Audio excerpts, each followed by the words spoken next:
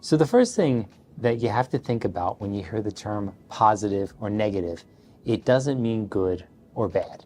It means simply positive means you're adding something, negative means you're taking something away. And then as we know with reinforcement and punishment, all we're looking at is there an increase in the behavior or is there a decrease in the behavior? So when you talk about positive reinforcement, you're saying, okay, I'm providing something or adding something that makes the behavior go up. And when I'm talking about any type of punishment, I'm adding or removing something that the behavior is going down. So let's talk about positive reinforcement. Positive reinforcement is adding some type of stimulus that causes the behavior to increase. So examples of that might be praise, providing stickers.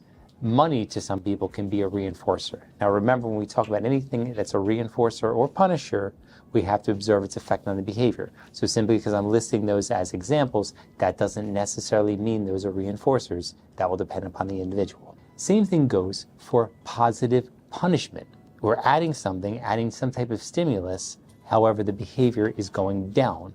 So that might be something like a reprimand would be a perfect example of adding some type of stimulus that is causing possibly the behavior to go down.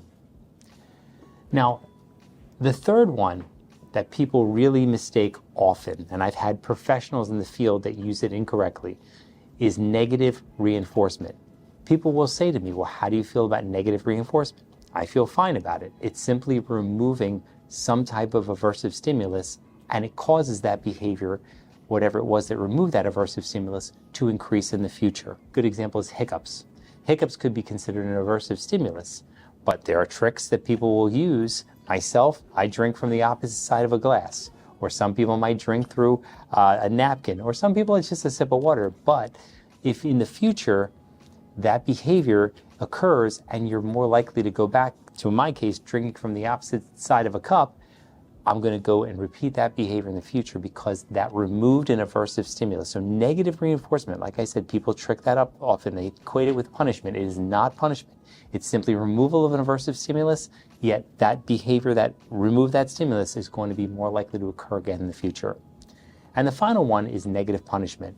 And like I said, when you think about positive, negative means you're removing something. In this case, with punishment, the behavior is going down. So that might be a parent reprimanding their child by loss of screen time or loss of TV time. You're removing something and the behavior is going down.